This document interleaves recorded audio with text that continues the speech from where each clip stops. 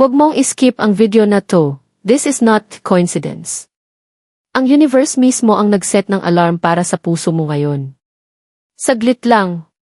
Tanungin mo ang sarili mo. Bakit bigla mong naisip ang isang tao ngayon? Habang tahimik ang phone mo. Habang hinihintay mo ang isang text na hindi dumarating. May kakaibang bigat sa dibdib mo. Hindi yan imagination. Hindi rin aksidente. May isang taong nag-iisip sa'yo ngayon. At ang energy na iyan lalo pang lumalakas kapag may pag-ibig na hindi pa nasasabi. Hello, mga ka-zodiac. Handa ka na bang malaman ang sikreto ng iyong puso? I am your guide at soulmate secrets. At ngayong sandaling ito, bubuksan natin ang isang hidden mystery. Na hindi lahat handang marinig. Alam mo ba na may tinatawag na Valentine energy? Ito ang tahimik pero malakas na puwersa. Na nagdurugtong sa dalawang pusong. Pinagtagpo pero parang di pa tinadhana. Kapag bigla kang napapangiti kahit walang kachat. Kapag paulit-ulit mong napapanaginipan ang iisang mukha. O kapag ramdam mo ang lungkot na hindi mo maipaliwanag. Iyon ang senyales. Ito ang kwento ng unspoken love. Ng mga damdaming sinarado ng silent treatment.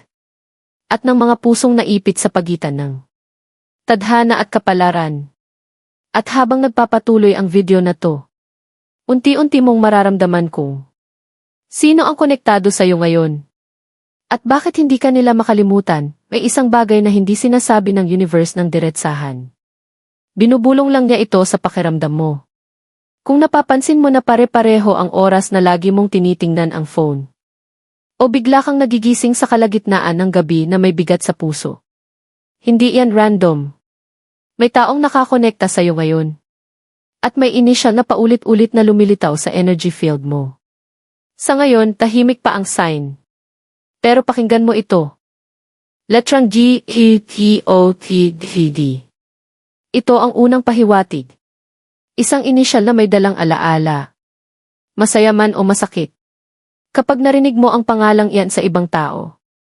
Bakit parang may kurot sa dibdib mo? Bakit parang gusto mong umiwas pero gusto mo ring lumingon? Dahil pinagtagpo kayo ng tadhana. Pero may humarang, may mga pag-ibig na hindi kailanman nag-away. Pero unti-unting nawala. Walang malinaw na goodbye. Walang malinaw na closure. Bigla na lang naging sin zone. Bigla na lang naging tahimik. At hanggang ngayon, dala mo pa rin ang tanong na, kung mahal niya ako, bakit niya ako binitawan? Ito ang klase ng koneksyon na hindi kayang sirain ng distansya. Pero kayang patahimikin ang takot. Takot magmahal ulit. Takot masaktan. Takot umamin. At dito pumapasok ang Valentine energy. Ang enerhiyang gumigising sa mga damdaming itinago, may isa pang detail ang universe na ipinaparamdam sa iyo. Isang espesyal na petsa. Na paulit-ulit bumabalik sa isip mo. Kahit pilit mo itong iwasan. Hindi mo man alam kung bakit mahalaga. Pero kapag sumagi ito sa isip mo, nag-iiba ang mood mo. Mas nagiging emosyonal ka. Mas nagiging tahimik. Mas nagiging totoo ka sa sarili mo. Ito ang palatandaan na may third-party interference noon. Hindi man tao. Minsan sitwasyon, responsibilidad o timing. Pinagtagpo. Pero hindi pa pinagsabay, huwag ka munang aalis. Sa susunod na bahagi, papasok tayo sa mas malinaw na sign. At doon ko sasabihin kung iniisip ka ba nila bilang the one o bilang to what if. Letrang G, E, T, O, T, D, D. Ito ang unang pahiwatig. Isang initial na may dalang alaala. Masaya man o masakit. Kapag narinig mo ang pangalang iyan sa ibang tao. Bakit parang may kurot sa dibdib mo? Bakit parang gusto mong umiwas pero gusto mo ring lumingon? Dahil pinagtagpo kayo ng tadhana. Pero may humarang, may mga pag-ibig na hindi kailanman nag-away. Pero unti-unting nawala. Walang malinaw na goodbye. Walang malinaw na closure. Bigla na lang naging sin zone. Bigla na lang naging tahimik. At hanggang ngayon, dala mo pa rin ang tanong na, kung mahal niya ako, bakit niya ako binitawan? Ito ang klase ng koneksyon na hindi kayang sirain ang distansya. Pero kayang patahimikin ang takot. Takot magmahal ulit. Takot masaktan. Takot umamin. At dito pumapasok ang Valentine energy. Ang enerhiyang gumigising sa mga damdaming itinago, ay isa pang detail ang universe na ipinaparamdam sa iyo. Isang espesyal na petsa. Na paulit-ulit bumabalik sa isip mo. Kahit pilit mo itong iwasan. Hindi mo man alam kung bakit mahalaga. Pero kapag sumagi ito sa isip mo, nag-iiba ang mood mo. Mas nagiging emosyonal ka. Mas nagiging tahimik. Mas nagiging totoo ka sa sarili mo. Ito ang palatandaan na may third-party interference noon. Hindi man tao. Minsan sitwasyon, responsibilidad o timing. Pinagtagpo. Pero hindi pa pinagsabay, huwag ka munang aalis. Sa susunod na bahagi, papasok tayo sa mas malinaw na sign. At doon ko sasabihin kung iniisip ka ba nila bilang the one o bilang to what if. Napapansin mo ba na bigla kang nagiging emotional kahit walang dahilan?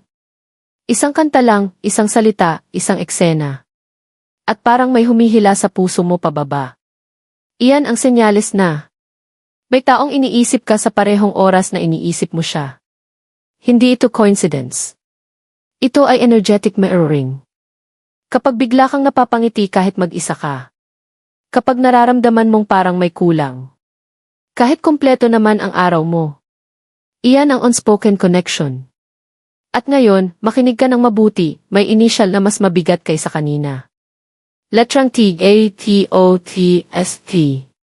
Kapag naririnig mo ang letrang ito, parang may bumabalik na alaala. Isang sandali na sana ay tumagal. Pero hindi pinayagan ng panahon. At may isang petsa na paulit-ulit lumilitaw sa paligid mo. Hindi mo man ito namamalayan. Pero kapag dumarating ang petsang iyon, mas tahimik ka, mas mapag-isip. Iyan ang araw na may isang taong gustong umamin. Pero pinili ang katahimikan. Pinagtagpo kayo. Pero di pa kayo handa noon, may mga tao talagang dumadaan sa buhay natin. Para ipaalala kung paano magmahal. Hindi para manatili. Minsan, hindi kakulangan ng pagmamahal ang problema. Kundi takot sa magiging kapalit nito. Isa sa inyo ang naging handa. Isa ang umatras. At hanggang ngayon, dala pa rin ng universe ang tanong. Paano kung pareho na kayong handa ngayon?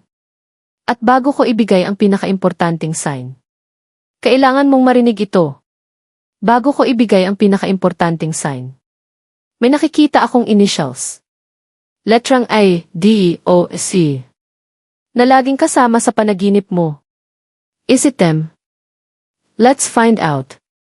Kung napatigil ka sa paghinga kahit saglit. Kung may isang pangalan ang biglang pumasok sa isip mo. Huwag mong i-ignore. Dahil sa susunod na bahagi, malalaman mo kung iniisip ka ba nila ngayon? May balak ba silang bumalik? O bahagi lang ba sila ng leksyon ng tadhana? Kung umabot ka hanggang dito, hindi ka nandito ng aksidente. Ang pinakamalinaw na senyales na may nag-iisip sa'yo ngayon ay ito. Bigla kang nakakaramdam ng kapayapaan pagkatapos ng lungkot. Parang may yumakap sa'yo nang hindi mo nakikita. Parang may nagsabing, okay lang. Nandito pa rin ako. Iyan ang Valentine energy. Kapag ang dalawang puso ay magkahiwalay man sa realidad, pero magkasabay sa damdamin. May isang taong tahimik lang. Hindi nagme-message. Hindi nagpaparamdam.